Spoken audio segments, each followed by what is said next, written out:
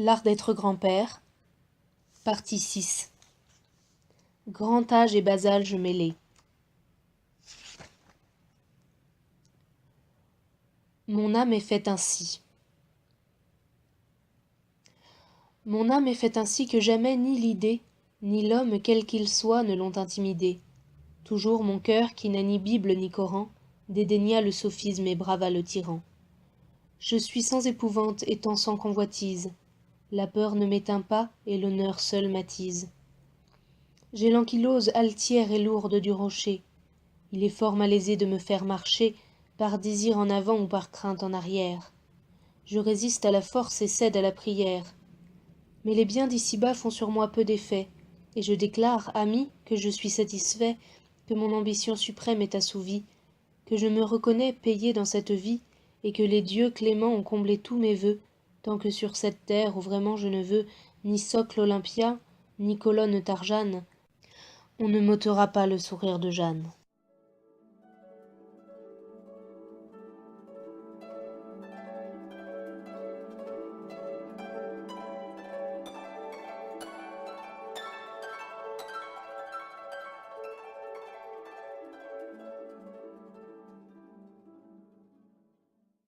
Chant sur le berceau. Je veille, ne crains rien, j'attends que tu t'endormes. Les anges sur ton front viendront poser leur bouche. Je ne veux pas sur toi d'un rêve ayant des formes farouches. Je veux qu'en te voyant là, ta main sur la mienne, le vent change son son d'orage en bruit de lyre, et que sur ton sommeil, la sinistre nuit vienne sourire. Le poète est penché sur les berceaux qui tremblent. Il leur parle, il leur dit tout bas de tendres choses.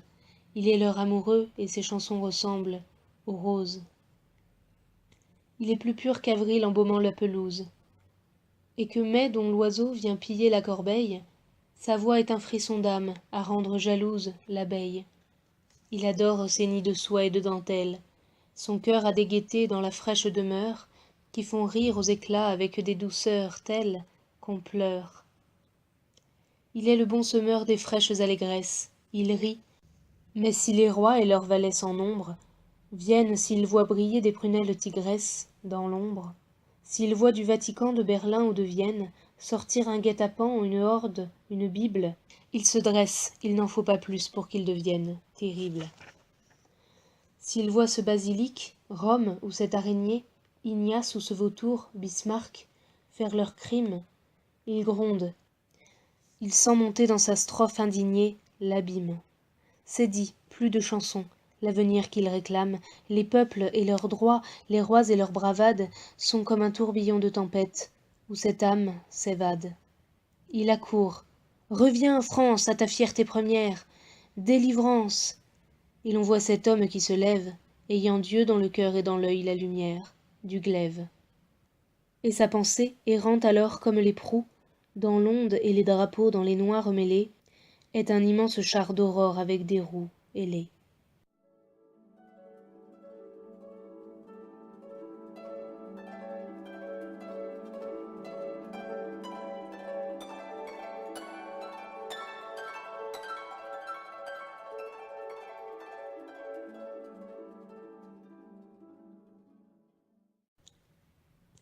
La cicatrice. Une croûte assez laide est sur la cicatrice. Jeanne l'arrache et saigne, et c'est là son caprice. Elle arrive, montrant son doigt presque en lambeaux. « J'ai, me dit-elle, ôté la peau de mon bobo. » Je la gronde, elle pleure, et la voyant en larmes, je deviens plat.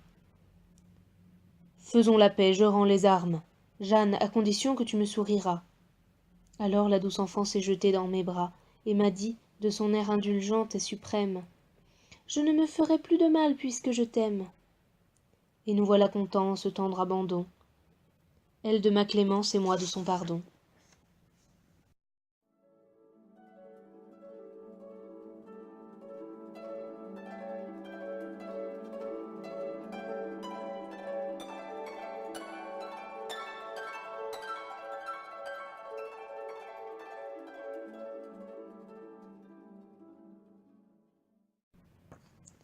Une tape. De la petite main sort une grosse tape. « Grand-père, grondez-la !»« Quoi, c'est vous qu'elle frappe ?» Vous semblez avec plus d'amour la regarder. Grondez donc. L'aïeul dit. Je ne puis plus gronder. Que voulez-vous, je n'ai gardé que le sourire. Quand on a vu Judas trahir, Néron proscrire, Satan vaincre et régner les fourbes ténébreux, et quand on a vidé son cœur profond sur eux, quand on a dépensé la sinistre colère, quand devant les forfaits que l'Église tolère, que la chair salue et que le prêtre admet, on a rugi, debout sur quelques âpres sommets, quand sur l'invasion monstrueuse du Parthe, quand sur les noirs serments vomis par Bonaparte, quand sur l'assassinat des lois et des vertus, sur Paris sans Barbès, sur Rome sans Brutus, sur le tyran qui flotte et sur l'État qui sombre, triste on a fait planer l'immense strophe sombre, quand on a remué le plafond du cachot, lorsqu'on a fait sortir tout le bruit de là-haut, les imprécations, les éclairs, les huées, de la taverne affreuse et sainte des nuées, lorsqu'on a, dans des jours semblables à des nuits, roulé toutes les voies du gouffre, les ennuis, et les cris et les pleurs pour la France trahie, et l'ombre et Juvénal augmenté d'Isaïe, et des écroulements d'iambes furieux, ainsi que des rochers de haine dans les cieux, quand on a châtié jusqu'aux morts dans leurs tombes, lorsqu'on a puni l'aigle à cause des colombes, essouffleté Nemrod, César, Napoléon, qu'on a questionné même le Panthéon, et fait trembler parfois cette haute bâtisse, quand on a fait sur terre et sous terre justice, et qu'on a nettoyé de miasmes l'horizon. Dame, on reste un peu là, c'est vrai, dans sa maison. On ne se fâche pas des mouches familières, les légers coups de bec qui sortent des volières, le doux rire moqueur des nids mélodieux. Tous ces petits démons et tous ces petits dieux, qu'on appelle marmots et bambins, vous enchantent. Même quand on les sent vous mordre, on croit qu'ils chantent. Le pardon, quel repos. Soyez Dante et Caton. Pour les puissants, mais non pour les petits. Va-t-on faire la grosse voix contre ce frais murmure? Va-t-on, pour les moineaux, endosser son armure? Bah, contre de l'aurore est-ce qu'on se défend? Le tonnerre chez lui doit être bon enfant.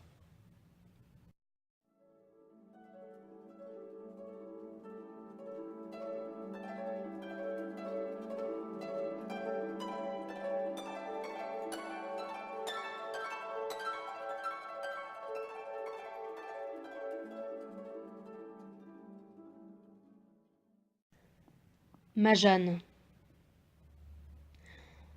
Ma Jeanne dont je suis doucement insensé, étant femme, se sent reine, tout l'abaissé, des femmes c'est d'avoir des bras blancs, d'être belle, de courber d'un regard les fronts les plus rebelles, de savoir avec rien, des bouquets, des chiffons, un sourire éblouir les cœurs les plus profonds, d'être à côté de l'homme ingrat, triste et morose, douce plus que l'azur, rose plus que la rose. Jeanne le sait, elle a 3 ans, c'est l'âge mûr, rien ne lui manque, elle est la fleur de mon vieux mur, ma contemplation, mon parfum, mon ivresse, ma strophe qui près d'elle a l'air d'une pauvresse, l'implore, et reçoit d'elle un rayon, et l'enfant sait déjà se parer d'un chapeau triomphant. De beaux souliers vermeils, d'une robe étonnante, elle a des mouvements de mouche frissonnante. Elle est femme, montrant ses rubans bleus ouverts, et sa fraîche toilette, et son âme au travers, elle est de droit céleste et par devoir jolie, et son commencement de règne est ma folie.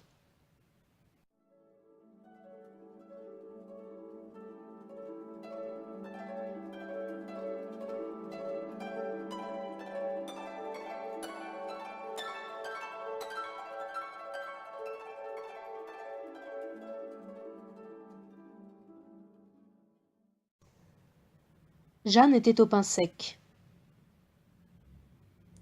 Jeanne était au pain sec dans le cabinet noir, pour un crime quelconque, et, manquant au devoir, j'allais voir la proscrite en pleine forfaiture, et lui glissait dans l'ombre un pot de confiture, contraire aux lois. Tous ceux sur qui, dans ma cité, repose le salut de la société, s'indignèrent, et Jeanne a dit d'une voix douce: « Je ne toucherai plus mon nez avec mon pouce. Je ne me ferai plus griffer par le minet. » Mais on s'est récrié: « Cette enfant vous connaît, elle sait à quel point vous êtes faible et lâche. Elle vous voit toujours rire quand on se fâche. Pas de gouvernement possible, à chaque instant, l'ordre est troublé par vous, le pouvoir se détend. Plus de règles, l'enfant n'a plus rien qui l'arrête. Vous démolissez tout. » Et j'ai baissé la tête. Et j'ai dit: « Je n'ai rien à répondre à cela. J'ai tort, oui, C'est avec ces indulgences-là qu'on a toujours conduit les peuples à leur perte. Qu'on me mette au pain sec. Vous le méritez, certes, on vous y mettra. Jeanne alors, dans son coin noir, m'a dit tout bas, levant ses yeux si beaux à voir, pleins de l'autorité des douces créatures. Eh bien, moi, je t'irai porter des confitures.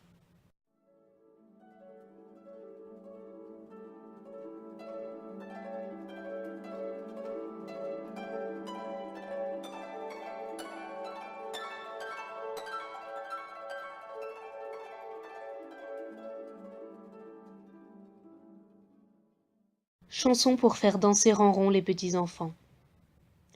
Grand bal sous le tamarin, on danse et l'on tambourine, tout bas parle sans chagrin, Mathurin et Mathurine, Mathurine et Mathurin. C'est le soir, quel joyeux train, chantons à pleine poitrine, au bal plutôt qu'au lutrin, Mathurin à Mathurine, Mathurine à Mathurin. Découpé comme au burin, l'arbre au bord de l'eau marine est noir sur le ciel serein, Mathurin à Mathurine, Mathurine à Mathurin. Dans le bois rôdis en grain, le magistère en doctrine, un moineau pillant le grain, Mathurin à Mathurine, Mathurine à Mathurin. Broutant l'herbe brin à brin, le lièvre a dans la narine l'appétit du romarin, Mathurin à Mathurine, Mathurine à Mathurin. Dans l'ormeau le pèlerin demande à la pèlerine un baiser pour un quatrain, Mathurin à Mathurine, Mathurine à Mathurin. Derrière un pli de terrain, nous entendons la clarine du cheval d'un voiturin, Mathurin à Mathurine, Mathurine à Mathurin.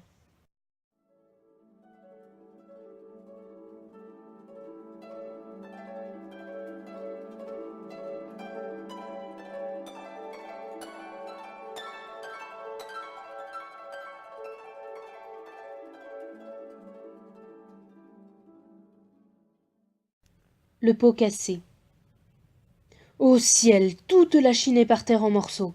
Ce vase pâle et doux comme un reflet des eaux, couvert d'oiseaux, de fleurs, de fruits et de mensonges, de ce vase idéal qui sort du bleu des songes, ce vase unique, étrange, impossible, engourdi, gardant sur lui le clair de lune en plein midi, qui paraissait vivant où luisait une flamme, qui semblait presque un monstre et semblait presque une âme.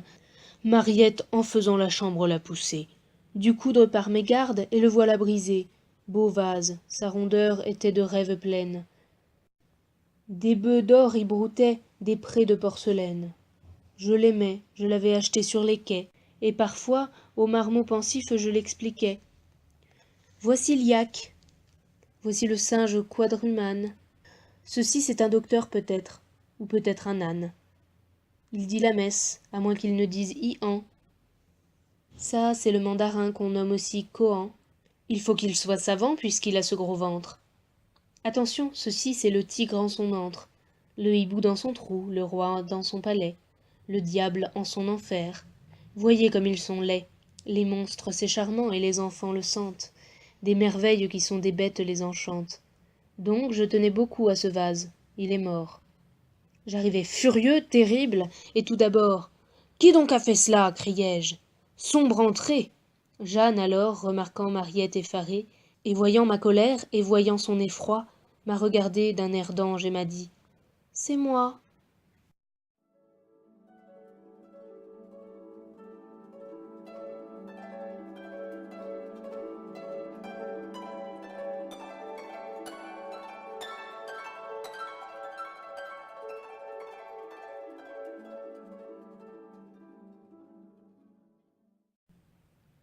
Et Jeanne à Mariette a dit. Je savais bien qu'en répondant « C'est moi », papa ne dirait rien. Je n'ai pas peur de lui, puisqu'il est mon grand-père.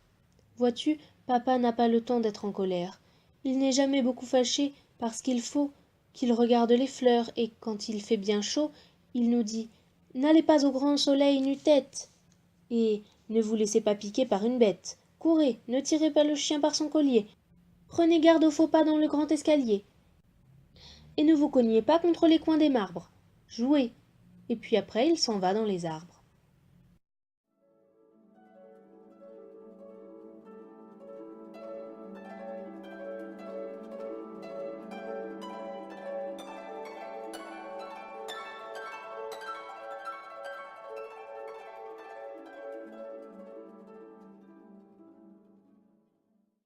Tout pardonner.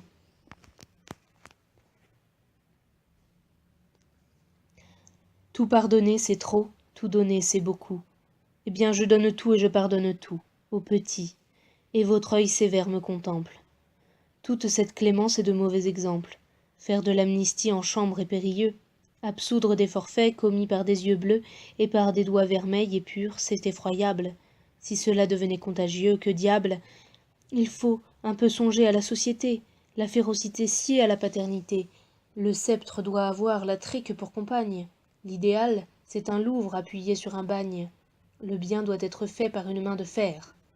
Quoi, si vous étiez Dieu, vous n'auriez pas d'enfer? Presque pas.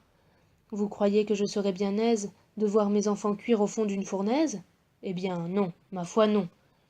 J'en fais mea culpa. Plutôt que Sabaoth, je serais grand-papa. Plus de religion, alors, comme vous dites. Plus de société, retour aux troglodytes. Aux sauvages, aux gens vêtus de peau de loup? Non, retour au vrai Dieu, distinct du Dieu jaloux. Retour à la sublime innocence première.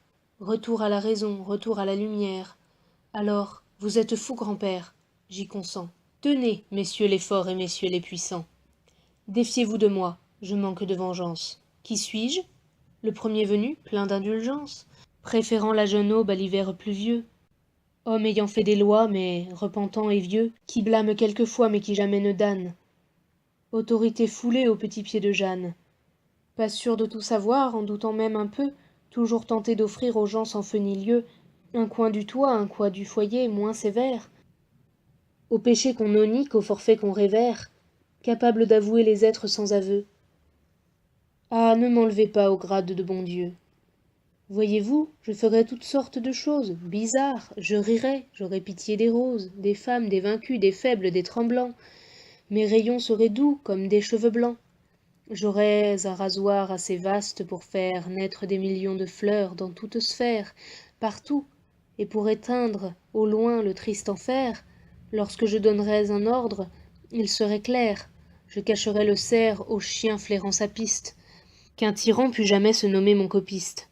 Je ne le voudrais pas, je dirais « Joie à tous !» Mes miracles seraient ceux-ci, les hommes doux, jamais de guerre, aucun fléau, pas de déluge. Un croyant dans le prêtre, injuste dans le juge. Je serais bien coiffé du brouillard, étant Dieu. C'est convenable, mais je me fâcherais peu, et je ne mettrais point de travers mon nuage, pour un petit enfant qui ne serait pas sage. Quand j'offrirais le ciel à vous, fils de Japhet, on verrait que je sais comment le ciel est fait. Je n'annoncerais point que les nocturnes toiles laisseraient pêle-mêle un jour choir les étoiles, parce que j'aurais peur, si je vous disais ça, de voir Newton pousser le coude à Spinoza. Je ferais à Veuillot le tour épouvantable d'inviter Jésus-Christ et Voltaire à ma table, et de faire verser mon meilleur vin, hélas, par l'ami de Lazare à l'ami de Calas. J'aurais dans mon Éden, jardin à large porte, un doux water-closet mystérieux, de sorte qu'on puisse au paradis mettre le syllabus. Je dirais au roi, « Roi, vous êtes des abus, disparaissez, j'irai, clignant de la paupière, rendre aux pauvres leurs sous sans le dire à Saint-Pierre, et, sournois, je ferai des trous à son panier. Sous l'énorme tas d'or qu'il nomme son denier, je dirais à l'abbé du Panloup, moins de zèle. Vous voulez à la Vierge ajouter la pucelle, c'est cumulé, monsieur l'évêque, apaisez-vous. Un Jéhovah trouvant que le peuple à genoux ne vaut pas l'homme droit et debout, tête haute, ce serait moi. J'aurais un pardon pour la faute, mais je dirais,